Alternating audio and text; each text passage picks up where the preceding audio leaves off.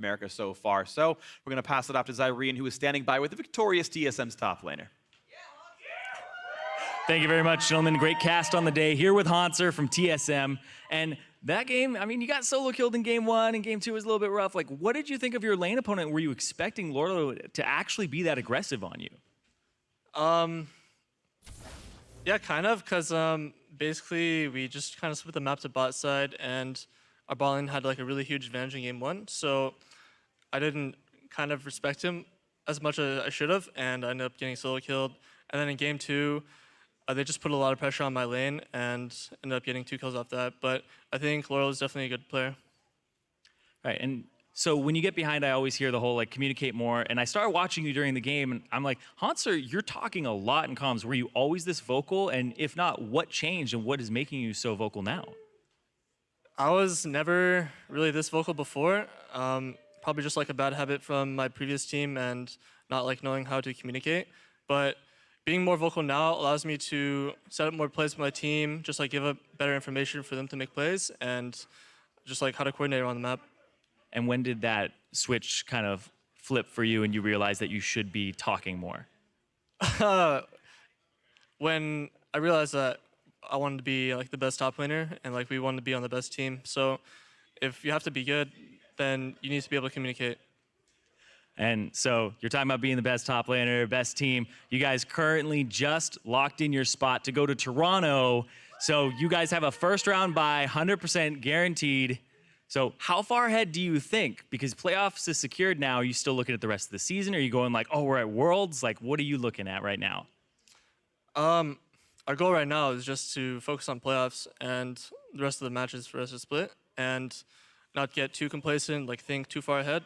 We just want to focus on the now, get as many wins as we can, try to go undefeated, and then try to get first place. All right, and so that undefeated thing, final question here for you, Hanser. What would it mean for Hanser to go 18-0 on the season? It would be awesome, just because we're going to be the first team to do it in NA, and it's just like something that's never been done before, and it shows how dominant we are in NA right now. But it's not like our main goal to be 18-0. It's not like not what we're focusing on, and we just want to show up and be the best team for NA at Worlds. All right, thank you very much for the interview, Hanser. Congratulations and good luck in the future as well. And now we're going to throw it over to the desk to analyze that series. The C9 that we've seen most recently, given that Envy typically, as the ones that we've seen, have slightly shorter or rather longer game times and less action early. I would say that's actually good for Envy in a sense because you don't have to. Right as I ask you that question, I got to cut you off because I've got the other stream joining us. We can get back to it. Go away, let me talk. I'm still going to ask you the question. But right as I ask it, I cut you off because we're welcoming our viewers from NA LCS 1, where TSM pulled off the 2-0 victory over Team Liquid. We will get into that discussion right after we close out this point on Team Envy, looking ahead at their match schedule next week, talking specifically about how they might match up against Cloud9, seeing as how they just got a 2-1 victory over Apex. Now, jump off. Thank you, James. I was just saying that the games that C9 are playing, they often don't look very well coordinated or like they have a really good idea of what they want to do in the mid and late game portions. And since Envy tend to play slower early games where like the most you're seeing is like a blue invade 2-for-2 or something like that. That's how a lot of these went down. I think you might see slower, longer games, and assuming C9 continues to struggle in those later portions, it might favor Envy. All right, so that's their way to victory in their series next week. But for now, let's turn our attention back over to our league leaders in TSM, who definitely had a fantastic showing today against Team Liquid in both games. But zeroing in on this second matchup here, TSM on the Vlad Sivernár, Nidalee, and then Alistair. Alistair in response to a support pool pinch, which was an interesting strategy here coming out of Team Liquid and Pick. Well, you mentioned how funny it was how in the second rotation TSM was just showing the Jan and Soraka as if saying, hey, you know there's still more supports than just Karma, Bard, and Braum. There's a lot more. So the Alistar is still a really strong pick. It sees a lot of play over in Asia, and it's nothing to be scoffed at. And it makes a lot of sense with the likes of Anara, the Vlad, and it combos so well with Sivir and Nidalee. It's just such an overall strong pick that forcing somebody into Alistar, it doesn't really seem like you're really accomplishing anything from the draft. On the flip side, you can argue that it was somewhat effective given that they had basically the level 1 first blood onto Doublelift, but a lot of that came off some tricky stuff from Team Liquid actually, where TSM went up for an invade to drop a bunch of wards to scout out for the 2v1, which they really wanted because they had 2 losing lanes, and TL was kind of just already camping in that top brush, so that way when TSM finally comes to lane, they just get chunked super hard, lose both summoners, and then Doublelift playing a little disrespectfully gets blown up, hands over first blood. But I don't know if you want to attribute that completely to like the support pool pinch, but it was definitely not what you usually see out of TSM. Yeah, but as you mentioned, the first initial kill going over to Team Liquid, things are looking good. Hey, they started things off correctly. Now I'm going to go back to our last segment where you talked about Team Liquid. They 95% of the way stack up against these top-tier teams, but then they're going to do something. They're going to make one massive mistake, which just hands all of their advantages back. That's 11:30 into the game, an attempted turret dive out of Team Liquid when they don't have the resources to do so, and TSM can respond. Well, there's also a TP disadvantage Double in this TP. point, so there's really no point in trying to force anything down here, and immediately TSM just collapses. And I think that Team Liquid just try to go with all or nothing. We might as well try to get a kill out of this situation, but just the 3 kills that get handed over are so massive in terms of slowing the game down. When you're ahead, giving a single kill will slow the game down for 1 to almost 2 minutes in terms of getting the vision back, getting the position, the waves right in place. So it's way worse than what it looked like. Right. I think TL was pretty aware that that double TP was coming in because they had a ward on top of the ward that was being TP'd on. So they wanted to force the fight, but I think if they just ran up after taking the turret and maybe like left 1 or 2 to die, it wouldn't have been so bad. But they try and go on to not Rain over Sven, who just lives and he's totally fine, and they get the 3 kills. And then with Team Liquid's comp being a little more early game focused, definitely like lane centric, to give kills back in that manner is just very detrimental. They just don't seem quick enough to abandon ship. You know, with this team, we talk about they're all yes men, right? Like they all want to go in all the time. They want to support each other in whatever decision was made. There is a time to say, I'm going to let you go. I'll get out safely. Let's cut our losses. It's best to keep that in the actual boats as opposed to here in League, where that doesn't really work. Because trying to save your friends when they die is never never works. Yeah, absolutely. Nat, I want to push this forward because we got a couple more replays to look at. 24 minutes into the game, Team Liquid's going to pick up a 3-for-0. I don't know if this makes sense. 3-for-0. They and a 5-for-1. I might have that. No, this is right. Basically, Team Liquid have been getting worked around the map for a little while now. The TSM was just out macroing them. Team Liquid gets a little frustrated and just kind of forces a fight that actually goes pretty well for them, where they're able to pick up 3 kills. And I think the mistake they make after that was they go for the Baron, and then they aggressively turn off onto the Gnar and Vlad to pick up a couple more kills. That's what it is. Yeah, the 2 kills really don't matter in like game situation. You need that Baron buff really badly. And I mean, you're really scared about getting AoE'd versus a Gnar Vladimir. And the Vlad, yeah. But I think you have to risk it, given that you were losing that game. Even if you pick those kills up, there's nothing else to get.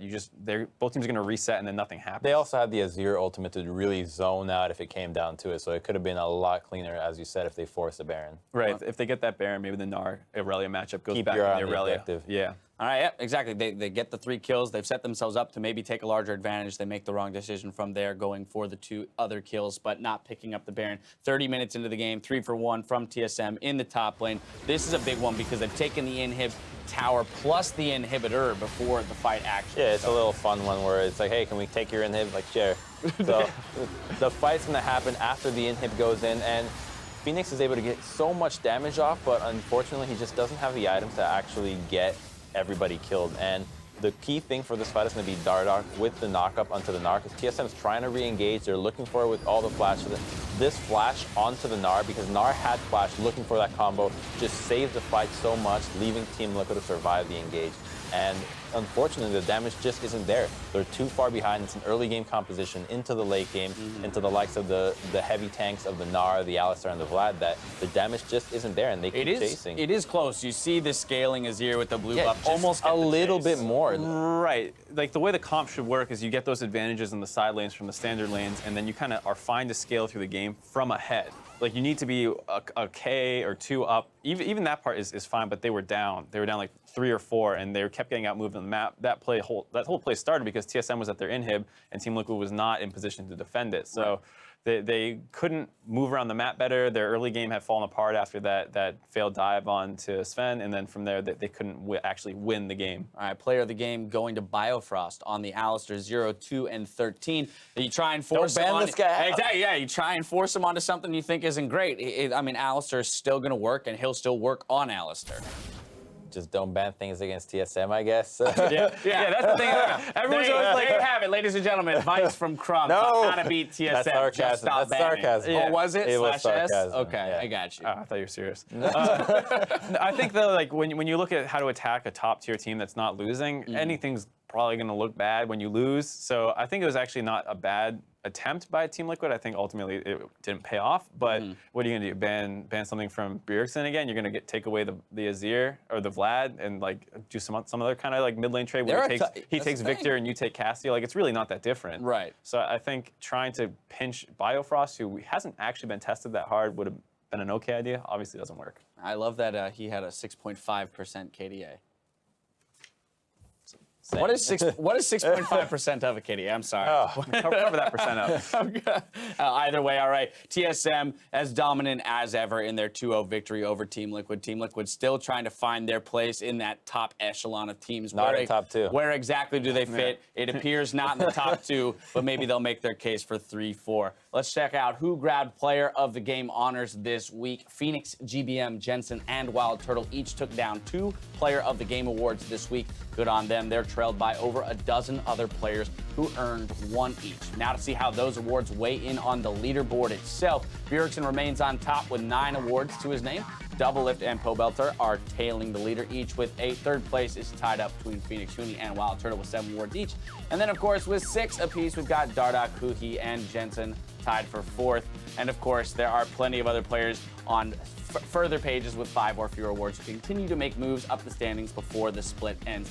Is anything here surprising to you guys? Is there anyone not on the list that you think should be or might in the last couple weeks be able to make a stab at it? Maybe a dark horse? Maybe Afro. I feel like with CLG kind of surging a little bit at the end of the season, if they continue to play well and Afro keeps putting up these monster performances on Bard and Thresh and these other things, he could maybe make a push for it, especially since we don't really see that many supports in that list anyways. It'd be nice to see that represented a little bit better. Well, I'm personally rather adverse to giving a Karma players player of the game. Dirty Karma pickers. No, it's not real. Crumbs is the pessimist. A whole lot of skill shots, but yeah, the support pool I think is being underrepresented in the MVPs, just because it is hard to keep track of how impactful it is. Usually they're kind of the silent enablers, whereas the junglers are the really active guys that you say, oh, he led all his lanes to victory, whereas the support just, you can't really tell from an untrained eye. Right, the meta's a little different. It's not anti-flash stuns, Alistar engages. Bard's probably the most obvious, like, there's an ult, that was pretty good. Yeah. It's harder to see a Karma.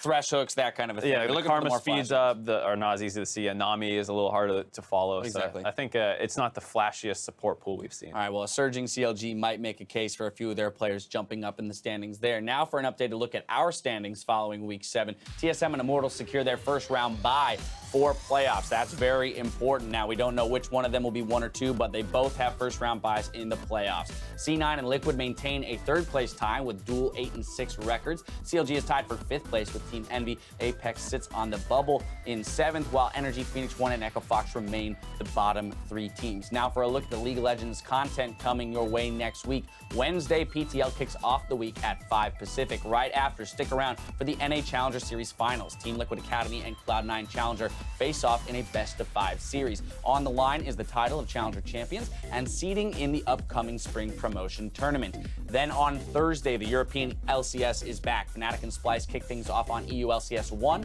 while H2K battle Vitality on EU LCS 2 at 5 p.m. Central European Time. Then Friday, the North American LCS returns at 3 p.m. Pacific when Immortals and Energy face off, followed by Echo Fox versus Apex. And make sure to continue to track CLG's late season surge when they face another top 4 team on Saturday. It's Counterlogic Gaming versus Liquid in our match of the week. So CLG getting another marquee matchup here against Team Liquid. Once again, we speak about, okay, maybe Team Liquid isn't a top 2 team, but with a surging CLG, this matchup becomes all that much more interesting. That's a huge game in terms of standing. As the teams are so close to each other, CLG really needs it to bump themselves up to that closer to utilizing the championship points from the first season to actually making a good runs into Worlds and playoffs, which is what they're obviously having their sights on. I think it's also two different style teams where Yes. Team Liquid's extremely aggressive, mechanical players who just want to like fight and smash you. And as we saw today, CLG kind of played a little bit more like TSM, where they're moving around the map a lot and getting advantages just through pressure and map movements. And it's going to be basically a test to see, like, can CLG weather maybe the early game of Team Liquid and then outplay them on the map, or is Team Liquid just going to kind of bulldoze through them? I personally am going to be looking at that early game for two reasons. One, as you just mentioned, CLG, especially today with an interesting level 1 and some control in early game through map movements. But then the flip side is just Dardoch pressure, right? You know, so the way that both of these teams generate their leads in the early game are very different. It will be a very major style clash. Yeah, I think actually Dardoch has been struggling a little bit too. He's had some rough early games. That Olaf game from yesterday was very head scratching. Just like that level 1 was like, ugh. Right. Contrast that level 1 with CLG's level 1. Right, today. like Smithy's going over the wall, like calculating and stuff. Right. Dardoch's like X. I also think that Team Liquid definitely has some blunders in the late game shot calling, especially this series. A late game was a little bit off, and we saw how easy CLG was to punish, just like TSM. So they're kind of taking that same style. And if Team Liquid's unable to really sharpen that late game shot calling, free inhibitors for everybody. Yeah. Well, LCS coming down to the wire. 2 weeks left. That's going to do it for our show today. But if you're in the mood for more discussion, Freak, Azael, and Zyrene will share their thoughts on patch 614 and answer some of your questions over on Facebook Live. So check out facebook.com/LOLesports in just 5 minutes for that. But for myself, the casters, and the entire live broadcast crew, thank you for watching, and good night.